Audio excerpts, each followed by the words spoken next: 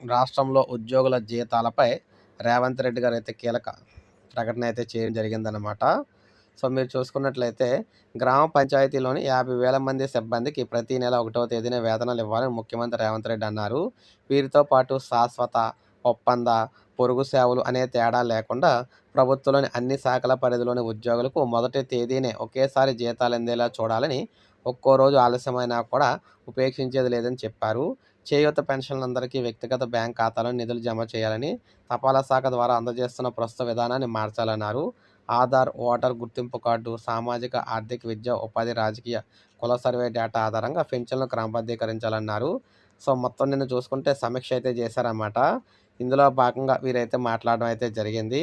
So, మొత్తంగా ప్రతి నెల మనం చూసుకున్నట్లయితే ఉద్యోగులకు సంబంధించి వేతనాలు చెల్లించడానికి రాష్ట్ర ప్రభుత్వం నుంచి ప్రతి నెల 50 కోట్లు ప్రత్యేకంగా మంజూరు చేస్తారు. సొంత ఆదాయంపై గ్రామ పంచాయతీల స్వతంత్రత నిర్లక్ష్యం చేస్తూ గత ప్రభుత్వం తొలగించిన నిబంధనలు పునరుద్ధరించాలని చెప్పారు.